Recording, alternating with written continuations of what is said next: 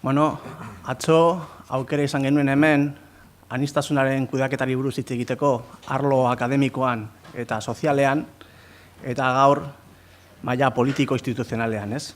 Eta orduan nik gaur egingo dudan kokapena politiko izango da, batipat.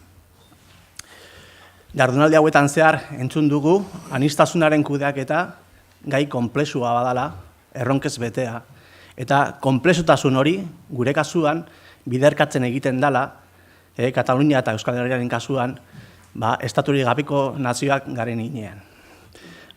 Konplexutasun horretaz jabetuta, Bilduk, Gipuzkoako Aldundira gobernatzera iritsi zanean, lehenengo aldiz bere historian, hortarako tresna eraginkor bat izateko, sortu zuen aniztasun eta migrazio zuzendaritza. Eta egia da, erronka beteta bide bat da, eta nik zuzendaritzara iritsi nintzenean, topatu nuen erronka handinetako bat izan zen, hain zuzen, gai hau kokatzea gure logika, propio eta orokor batean, politikoki. Eta erronka hori hain zuzen da, beti bezala, teknologia... A ver... Bueno, bestela...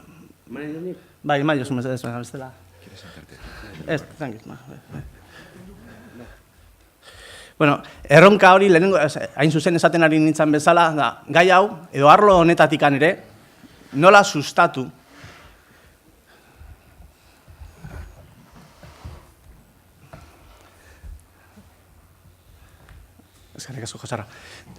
nola sustatu naziora ikuntza, jendarte eraldaketa eta herri honen erabaki eskubidea. Naziora ikuntza, denon artean, gure aniztasunetik ere, herri hau eraikitzeko.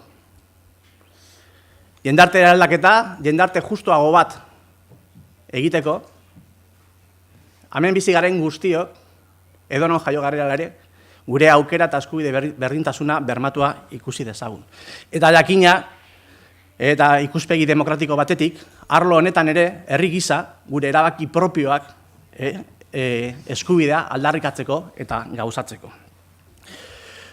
Oso kontzientek izan ginen, benetan erronka honi egitea, ekarri bartzuela, nahitan aiez aldaketa sakon bat. Eta aldaketa hori, 3 urratzetan edo oinarritu behar zala. Lehenbizi, ikuspegi propio bati heltzea, gero diskurso propio bat sortzea, eta azkenik, aurreko bietan oinarrituta eta modu korente baten, gure aniztasuna kudatzeko eredu propioak ere egitea, ez? Eta aldaketa hau benetan eraginkorra eta eman alizateko ezinbestekoa zen gure iritziz aldaketa hau ematea arlo eta maila ezberdinetan. Bai politiko-instituzionalean, sozialean eta akademikoan ere, jakina. Eta horregatik, jardunaldi hauen eskema horri pixkat islatzen du, ez?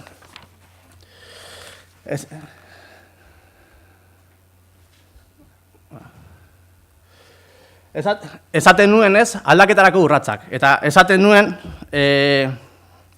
ikuspegi propioa. Eta berez, hitzaldia gaur ematen ari naizen hitzaldi hau, titulua, egitaragoan erreparatzen badiozue da ikuspegi propio baten beharra, ez? Eta honekin zer esan nahi dugun, bada, Euskal Herrian bizi baldin bagara, Euskal Herria baldin bada gure markoa, Euskal Herria izan behar dela gure referentea. Eta ez bakarrik hori, gure errealitatea, izan behar dela gure abia puntua, edozein plantamendu edo hausnarketa egiterakoan. Eta zein da gure errealitatea? Hemen behin eta berriro aipatu den bezala, kulturalki eta politikoki gutxiagotua den nazio baten bizi garela. Eta errealitate hori ezin da saihestu. Eta bitxia bada ere, eztabaida horrek zeharkatzen ditu, Euskal Herrian zeharkatu ditu, pentsatzen dut Katalunian ere ez, eztabaida soziopolitiko guztiak. Bai, horre zeharkatzen du arlo sozioekonomikoari buruz hitz egiten dugunean, lan harremanetarako markoa, hezkuntzan, maila guztietan. Orduan galdera da, zergatik alderdi edo indar politiko soberanistok, aldiz, gai honi heltzerakoan, logika hori abandonatu indugun. Eta, aritu gara, gaiari helduz gero, estatuen ikuspegitik. Horrek suposatzen duen guztiarekin. Hau da, estatuen posizioa indartzea eta zilegitasuna ematea, ez? Orduan, hemen, galdera zehatza da, hori da, posiblea da, migrazio eta aniztasun politika berdinak eta kudeaketa eredu berdinak planteatzea Espainian ala Frantzian, ala Katalunian, Euskal Herrian, ala Quebecen. Guri iritzieiz, erantzuna da, ezetz. Politikoki gutxiagotua izatea, zer esan nahi du? Herri bezala, ukatu egiten zaigula. Gure eskubidea, aniztasun eta migrazio politikoak erabakitzeko eta definitzeko. Ukatu egiten zaigu gure eskubidea, gure naziotasun eta atzerritartasun politikoak erabakitzeko. Eta bestela esan da, danok ulertu ahal izateko, beste batzuk erabakitzen dute nortzuk garen herri honetako herritarrak eta ze baldintzarekin eta ze eskubiderekin. Eta hau oso larria da, hau oso serioa da. Honi heldu behar zaio, nazio ikuspegi batetik benetan herri hau eraiken nahi badugu. Nola kudeatuko dugu gure aniztasuna? Nola antolatuko dugu denon arteko elkarbizitza? Tresna politikorik ez baukagu. Oinarrizko herritartasun eta naziotasun eskubideak bermatzeko. Baina, oinarrizkoenak. Atzo, norbaitek, aipatzen zuen, uste maitikan ez, herritartasuna gaur egun residenzian edo bizitoki eskubidean oinarritu behar dela. Bai, ados nago, ondo dago. Baina, galdera da, erresidentzia eskubidea bermatzeko tresnarik badaukagu? Hori da, igual da, lehenengo kuestioa, ez? Erantzu behar duguna. Eta, bueno, hau da maila politikoan, baina kulturalki ere gutxiagotua izatea, berez biziko garrantzia badauka, ez? Hemen, ikusi dugu orain, hizkuntzaren gaia, ez? Hizkuntzaren kudeaketa, edo hizkuntza aniztasunaren kudeaketa, ardatz nagusi bat izan da, esaten ari da jardunaldi hauetan, eta kontua da, nire galdera da, nola da posible, hemen antolatzen horren beste marko eta foroetan, ez, aniztasuna goraipatzeko egiten diren, kultura aniztasuna goraipatzeko, sustatzeko, nola da posible, herri honek, Euskal Herriak, munduan eta planetan dagoen aniztasun kultural eta linguistikoari egiten dion ekarpena, hau da, gure hizkuntza, euskera, albo batera ustea etengabe. Hori da nire galdera. Nola da posible hori? Nola da posible, porque hori da mai gainean jarri behar duguna. Hau da, atzo komentatzen genuen, ez? Danon artean sortu behar dugun espazio hortan, konpartitu behar dugun espazio hortan. Zein dan erabili behar dugun hizkuntza? Hizkuntza bakoitzak ze paper jokatu behar duen. Eta hori da, mai gainean jarri behar duguna, eta eztabaidatu behar duguna. Bai, Sevillan ez dute inongo zalantzarik. Espazio komun hortan zein dan hizkuntza. Baina, klaro, Katalunian, Euskal Herrian, eta modu ezberdinetan, errealitate soziolinguistiko ezberdina edazkagulako, hori badago mai gainean. Eta etengabe, saiestu indugu eztabaida hori. Saiestu indugu, edo inongo problemari gabe, Sevillan hartu duten eredua ona ekarri du. Orduan, eztabaida, eta hori da, espazio hortan, nik berdin zait ze nolako aniztasuna kudeatzeko zen nolako eredu teoriko hartzen dugun, azkenean kontzeptu engaian ez naiz tematuko, baina esaterako kultura aniztasunari buruz, kultura artekotasunari buruz hitz egiten baldin badugu, artekotasun espazio hortan, hizkuntza bakoitzak ze paper jokatu behar duen. Bai euskera, baina bai Euskal Herrian dagoen gainerako hizkuntzek. Eta esaten dudanean, Euskal Herrian dauden gainerako hizkuntzek, ez naiz mugatzen bakarrik gaztelera edo frantsesera. Egun, Euskal Herrian, 150 hizkuntza baino gehiago hitz egiten dira. Eta horiek guztiak, Euskal Herriko hizkuntzak dira, gure herritarren hizkuntzak diren heinean. Eta hori ere jarri behar da mai gainean. Aztertu beharko dugu espazio bakoitzan, atzo komentatu zen bezala, ez bakarrik espazio pribatuan, baina espazio komunitarioan, espazio publikoan, gure espazio nazionalean, hizkuntza bakoitzak ze toki eta ze paper jokatu behar duen. Honekin bukatzeko eta anekdota gisa, eta aprobetsatuko dut Patxi Bastarrik aldamenean daukadala, anekdota txiki bat, ez? Gara hitz egiten, kohesio, guk gure apostua guardit ez dut erantzun, guk Euskararen alde egiten dugu, holan espazio komun hortan, Euskara bera ere kohesio elemento bilakatu dadin, ez? Baina, esaten ari nintzen, anekdota gisa, ez? Nik zuzendaritzara iritsi nintzenean, hor topatu nuen indarrean zegoen immigrazio plan bat, ez?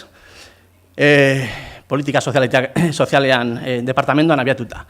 Eta immigrazio plan horrek zeukan atal oso bat hizkuntzari buruz hitz egiteko. Eta hizkuntzaren garrantzia, ze importantea den hizkuntza etorkinak integratzeko, ze neurrik hartu behar diren, lan aurkitzeko, integratzeko. Eta bai, hizkuntzaren garrantziaren sari izan, baina gaztelerari buruz. Euskara plan horretan etzan aipatu ere egiten. Aipatu ere egiten, eta zan, teorian, indar abertzalea gobernatzen ari zan instituzio batean. Bai? Eta, bueno, hori da gure errealitatea, eta horrein arte izan dugun errealitatea.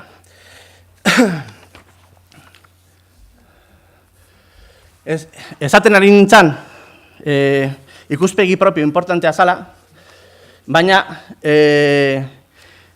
ikuspegi honetan ezaugarrien artean ere guretzako oso importanteak dira ere integraltasuna eta zeharlerrekotasuna. Integraltasuna horrekin zer esan nahi dugun?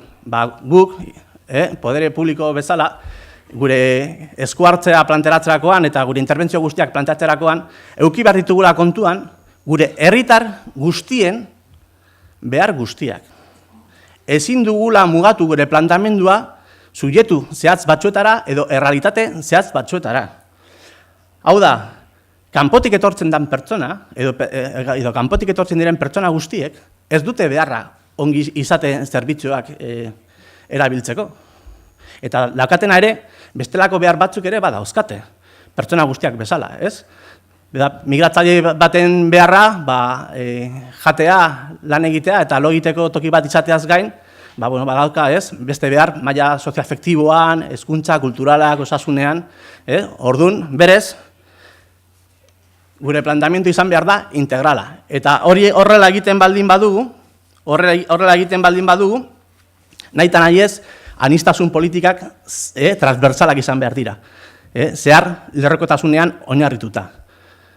Departamento guztiak, sail guztiak, egon behar dira implikatuta eta koordinatuta. Eta horregatik, gure zuzendaritza, gainerako politika transversalekin batera, daude kokatuta diputatu nagusiaren kabinetean eta ez politika sozialean, esaterako.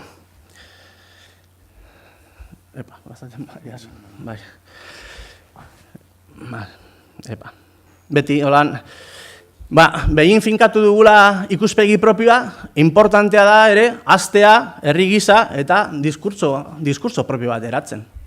Gure diskurtso propioa. Eta gainera egin behar dugu, modu positiboan. Eraikitzailea, erakargarria, barnehartzailea, inklusiboa, eta batipat, elkarren aitortzan eta errespetuan oinarrituta. Eta asimilazioan, ez?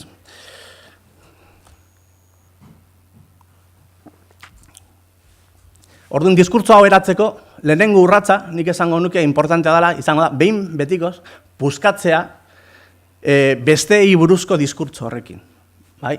Gu eta besteak. Hemengoak, bertokoak eta kanpotarrak. Gu eta migratzaileak, guk eta atzerritarrak. Patxik ere aipatu du, 7%, ez? Orain gaudela, nik Euskal Herritik kanpo, Gipuzkoan eta Euskal Herrian bizi garenok, gara 26% baino gehiago, eta ez bakarrik hori. Baizik eta beste 25% baten gurasoetako bat, alabiak, Euskal Herritik kanpo jaioak direla. Eta hori bai dela gure realitatea. Kontuan hartu behar duguna eta kudeatu behar duguna.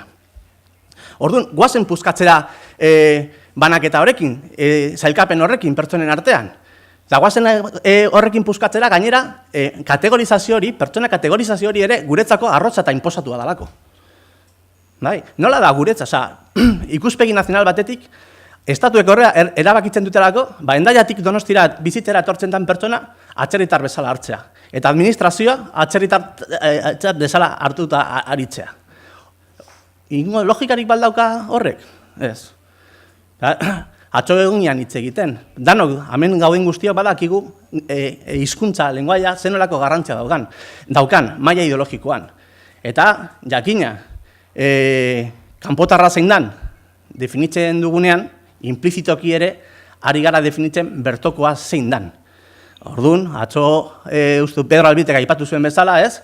Claro, kanpotarra, atzerritarra, estatutik kanpo etortzen dana, eta nazionala, esaterako, hemen, iparraldetik ona etortzen dana atzerritarra, eta Zeutatik etortzen dana, maitasun osoz, Zeutara, errespeto osoz, nazionala da.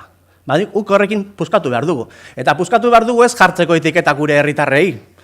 Bilatu behar dugu beste formula bat, nola egiten dugun. Eta guk proposatzen duguna da, haizu, jatorri da ezaugarri bat, hor dagoena. Galdera izango litzateke ere, pertsona bat noiz arte da migratzaile edo noiz arte da kanpotarra. Ni kanpotik nator eta egia zan, zuekin eztabaidatzerakoan, izorratuko ninduk, ez zu kanpotarra zara, izildu.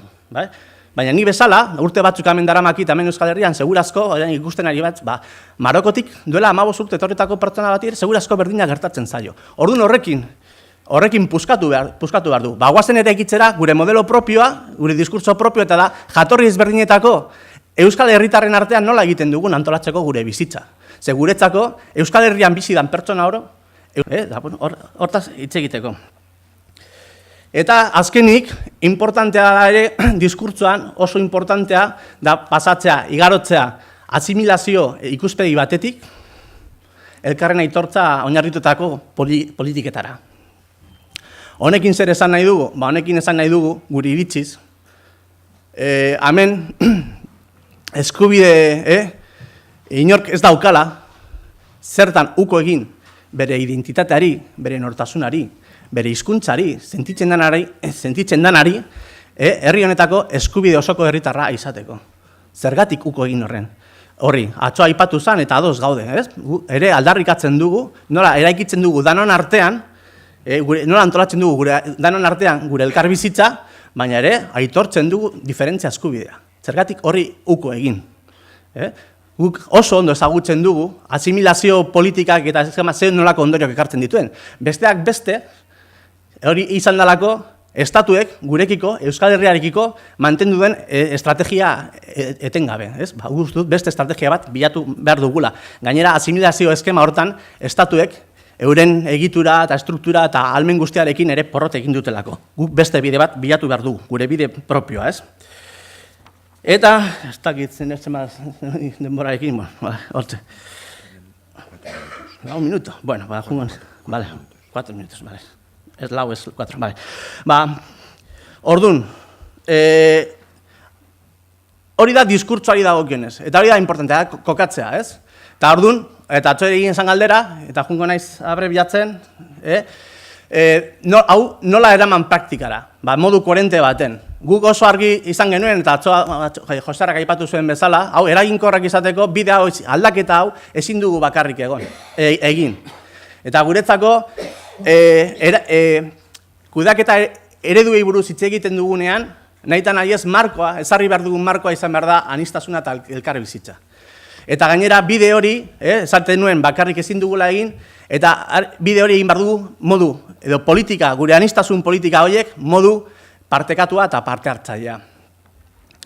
Horregatik, ez naiz hartuko jungo naiz labur biltzen, bestela gero komentatuko dugu. Horregatik esaterako gure zuzendaritza, ardatza, gure funtzionamenduaren ardatza dira bi dinamika parte hartzailea. Bat, Gipuzkoako gainerako udalekin, udalanitz zarea deitu diogu ez, maila instituzionalean abiatu dugun zarea, tresna bat, eta hor gaude, elkarri, gai honek elkarri babesa emateko, berdinen arteko elkarlana, elkarri gandik ikasi eta esperientziak eta keskak eta belaiak konpartetzeko, eta aldi berean ere beste dinamika parte hartzaile abiatu dugu, eta horrean episua eta kokatzeko gaia gaur aipatu ditudan parametroetan, arlo eta lehenengo aldiz eta modu aintzindarian arlo guztietako Gipuzkoako jendarte eragilekin. Eta horiekin ari gara konpartitzen gure elkar bizitza nola eraiki danon artean. Eta aztertzen ari gara, anistasunak gure egunekotasunari eta gure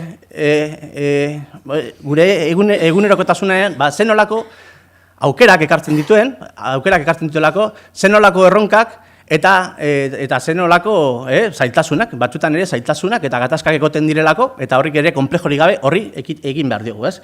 Bueno, jungo nahi saltatzen gauza batzuk, eta bakarrik orduan nik bukatzeko esango nuke, gogoratzeko benetan, ze garrantzia da, ikuspegi propioa, diskurso propio eta eredu propioak garatzea.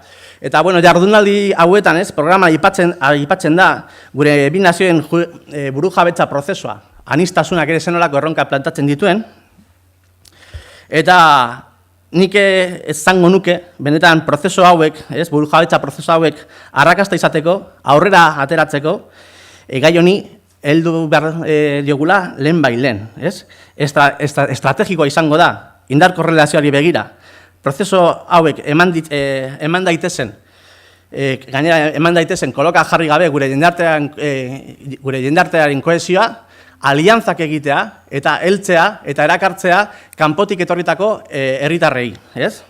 Aliantza berriak eraikitzeko, bereziki gure naziotik kanpo jaio diren eta gure herrira bizitzera etorri den pertsonekin, egin behar dugu, eta atzo Josep Antonek esaten zuen, ez? Igual pasa behar dugu beste eskema batetik, eta da, nola, egitea pertsona guztiak identifikatu ditzagun prozesu horiek gure onurarekin, gure eskubideen aitortzarekin.